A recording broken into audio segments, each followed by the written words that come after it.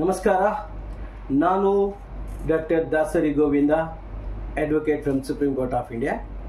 ಒಂದೇ ಕೃಷ್ಣಂ ಜಗದ್ಗುರು ಸರ್ವಂ ಶ್ರೀಕೃಷ್ಣಾರ್ಪಣಮಸ್ತು. ಬನ್ನಿ, ಇಂದು ವಿಶ್ವ ಜಲ ದಿನಾಚರಣೆ. ಈ ಶುಭ ಸಂದರ್ಭದಲ್ಲಿ ನಾಡಿನ ಎಲ್ಲರಿಗೂ ಕೂಡ, ನಾಡಿನ ಪ್ರತಿಯೊಬ್ಬ ವ್ಯಕ್ತಿಗೂ ಕೂಡ ವಿಶ್ವ ಜಲ ದಿನಾಚರಣೆಯ ಶುಭಾಶಯಗಳು. ಬನ್ನಿ, ಇವತ್ತು ಈ ವಿಶ್ವ ಜಲ ದಿನಾಚರಣೆಯ ಸಂಬಂಧಪಟ್ಟ ಹಾಗೆ ಇಂದಿನ ಪತ್ರಿಕೆಯಲ್ಲಿ ಒಂದು ವಿಶೇಷವಾಗಿರ್ತಕ್ಕಂಥ ಒಂದು ವರದಿ ಕೂಡ ಬರ್ತಾ ಇದೆ. ಆ ವರದಿಯ ಬಗ್ಗೆ ಇಂತಿಷ್ಟು ವಿಶ್ಲೇಷಣೆಯನ್ನು ಮಾಡೋಣ. ಈ ವಿಶ್ಲೇಷಣೆ ಇಷ್ಟವಾದರೆ ಲೈಕ್ ಮಾಡಿ, ಶೇರ್ ಮಾಡಿ, ಸಬ್ಸ್ಕ್ರೈಬ್ ಮಾಡಿ. ಬನ್ನಿ, ಇವತ್ತು ವಿಶ್ವ ಜಲ ದಿನಾಚರಣೆ. ಹೀಗಾಗಿ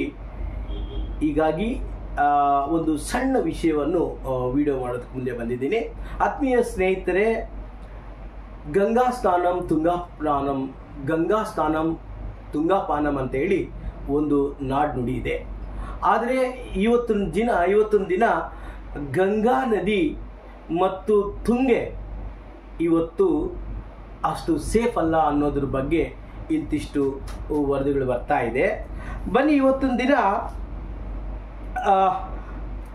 ದಿನ ಈ ಶೃಂಗೇರಿಯಿಂದ ಪ್ರಾರಂಭವಾಗಿರ್ತಕ್ಕಂಥ ಈ ತುಂಗಾ ನದಿ ಬರ್ತಾ ಕಲುಷಿತವಾಗ್ತಾ ಇದ್ದಾಳೆ. ಅಷ್ಟೇ ಅಲ್ಲ, ರಾಜ್ಯದಲ್ಲಿ ನೋಡಿ, ನಾವು ಭಾರತೀಯ ಸನಾತನ ಧರ್ಮದಲ್ಲಿ, ಭಾರತೀಯ ಒಂದು ಸಂಸ್ಕೃತಿಯಲ್ಲಿ ಈ ಜಲಕ್ಕೆ ಅಥವಾ ನೀರಿಗೆ ತನ್ನದೇ ಆಗಿರ್ತಕ್ಕಂಥ ಒಂದು ಇತಿಹಾಸ ಇದೆ. ನಾವು ಈ ಜಲವನ್ನು ಅಮೃತ ಅಂತ ಹೇಳ್ತೀವಿ. ಆ ಒಂದು ಹಿನ್ನೆಲೆಯಲ್ಲಿನೇ ನಾವು ಗಂಗಾ ಸ್ನಾನಂ ತುಂಗಾಪಾನಂ ಅಂತ ಹೇಳ್ತೀವಿ. ಆದರೆ ರಾಜ್ಯದ 12 ನದಿಗಳು ಕುಡಿಯಲು ಕೂಡ ಅಷ್ಟು ಶುಭಕರವಾಗಿರ್ತಕ್ಕಂಥ ಒಂದು ವಿಷಯ ಇವತ್ತೊಂದು ದಿನ ಚರ್ಚೆಗೆ ಬರ್ತಾ ಇದೆ. ವಿಶೇಷವಾಗಿ ರಾಜ್ಯದಲ್ಲಿ ರಾಜ್ಯದಲ್ಲಿ ಹರಿತಕ್ಕಂತಹ 12 ನದಿಗಳು ತುಂಗ, ಭದ್ರಾ, ನೇತ್ರಾವತಿ, ಕಾವೇರಿ, ಕಬಿನಿ, ಆರ್ಕಾವತಿ, ಲಕ್ಷ್ಮಣ ತೀರ್ಥ, ಹೇಮಾವತಿ, ಕಾಗಿನ, ಕೃಷ್ಣ, ಶಿಂಷ ಮತ್ತು ಭೀಮಾ ನದಿ.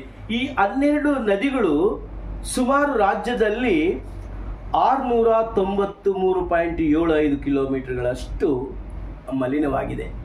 ಐ ರಿಪೀಟ್, ಈ 12 ನದಿಗಳನ್ನು, ಒಟ್ಟಾರೆ ನದಿಗಳ ಒಂದು ಪರಿಸ್ಥಿತಿಯನ್ನು ನಾವು ವಿಶ್ಲೇಷಣೆ ಮಾಡಿದಾಗ 693.75 ಕಿಲೋಮೀಟರ್ಗಳಷ್ಟು ಮಲಿನವಾಗಿರ್ತಕ್ಕಂಥದ್ದು ಇತ್ತೀಚಿನ ವರದಿಗಳಲ್ಲಿ ಕಂಡು ಬರ್ತಾ ಇದೆ. ಈ ವಿಷಯದಲ್ಲಿ ಸುಮಾರು 112 ಕಲುಷಿತಯುಕ್ತವಾಗಿರ್ತಕ್ಕಂಥ ನೀರಿನ ಚರಂಡಿಗಳನ್ನು ಗುರುತಿಸಲಾಗಿದೆ. ಆದರೆ ಯಾವುದೇ ಒಂದು ಸರ್ಕಾರ ಈ ನದಿಗಳ ಶುದ್ಧೀಕರಣಕ್ಕೆ ಯಾವುದೇ ಸರ್ಕಾರ ಇರ್ಬೋದು, ಇದುವರೆಗೂ ಕೂಡ ಅದ್ರ ಬಗ್ಗೆ ಗಮನ ಹರಿಸ್ತಾ ಇಲ್ಲ. ಇದು ದುರದೃಷ್ಟಕರ ಮತ್ತು ದುರಂತ. ಆದರೆ ಒಂದು ವಿಷಯ ಮಾತ್ರ ಈ ಸಂದರ್ಭದಲ್ಲಿ ನಾನು ಹೇಳಬಲ್ಲೆ.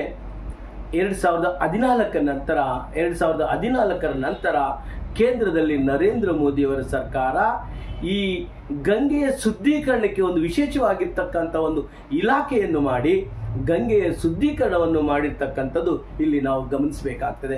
ಆದರೆ as far as Karnataka as concerned, ಈ ಪೊಲ್ಯೂಷನ್ ಕಂಟ್ರೋಲ್ ಬೋರ್ಡ್, ಮಾಲಿನ್ಯ ನಿಯಂತ್ರಣ ಮಂಡಳಿ ಇದೆಯಲ್ಲ, ಅದು ತಕ್ಕ ಮಟ್ಟಿಗೆ ತನ್ನ ಕೆಲಸವನ್ನು ಮಾಡೋದ್ರಲ್ಲಿ ವಿಫಲವಾಗಿದೆ ಅಂತ ಮಾತ್ರ ಈ ಸಂದರ್ಭದಲ್ಲಿ ಹೇಳ್ಬೋದು. ಏನೇ ಆದರೂ ಕೂಡ ಇಂದಿನ ವಿಶ್ವ ಜಲ ದಿನಾಚರಣೆ ಸಂದರ್ಭದಲ್ಲಿ ನಾವು ಗಮನಿಸಬೇಕಾಗಿರ್ತಕ್ಕಂಥದ್ದು ಏನು ಅಂತ ಹೇಳಿದರೆ, ಪ್ರತಿಯೊಬ್ಬರೂ ಕೂಡ ನದಿಗಳನ್ನು ನಾವು ಕಾಪಾಡ್ತಕ್ಕಂತಹ ಜವಾಬ್ದಾರಿ ನಮ್ಮ ಮೇಲೆ ಇದೆ. ಹೀಗಾಗಿ ನಾಡಿನ ಜನರಲ್ಲಿ ಒಂದು ವಿನಂತಿ ಇದೆ, ಈ ರಾಜ್ಯದ ನದಿಗಳು ನಾವು ಕಾಪಾಡಬೇಕಾಗಿದೆ. ಮುಂದಿನ ಪೀಳಿಗೆಗೆ ಒಂದು ಒಳ್ಳೆಯ ನೀರನ್ನು ಕೊಡಬೇಕಾಗಿದೆ. ಈ ಒಂದು ಒಳ್ಳೆಯ ನೀರನ್ನು ಕೊಡ್ತಕ್ಕಂಥದ್ದು, ಕುಡಿಯುವ ಶುದ್ಧ ನೀರನ್ನು ಕೊಡ್ತಕ್ಕಂಥದ್ದು ಇದು ಸರ್ಕಾರದ ಜವಾಬ್ದಾರಿ ಆಗಿದೆ. It is A fundamental right of the constitution of India. ಸರ್ಕಾರದ ಮೇಲೆ ಜವಾಬ್ದಾರಿ ಇದೆ. ಸರ್ಕಾರ ಒಳ್ಳೆಯ ಶುದ್ಧವಾಗಿರ್ತಕ್ಕಂಥ ನೀರನ್ನು ಕೊಡಬೇಕಾಗಿದೆ. ಆದರೆ ಇವತ್ತಿನ ದಿನ ರಾಜ್ಯ ಸರ್ಕಾರ ಟೋಟಲಿ ಫೇಲ್ಯೂರ್ ಆಗಿದೆ ಅನ್ನೋ ಒಂದು ಮಾತನ್ನು ಮಾತ್ರ ಹೇಳ್ಬೋದು. ಏನೇ ಆದರೂ ಕೂಡ ಇವತ್ತಿನ ದಿನ ನಾವು ಪ್ರತಿಯೊಬ್ಬರು ಕೂಡ ಈ ನೀರು, ಈ ಜಲವನ್ನು ನಾವು ಕಾಪಾಡಬೇಕಾಗಿದೆ. So thank you so much.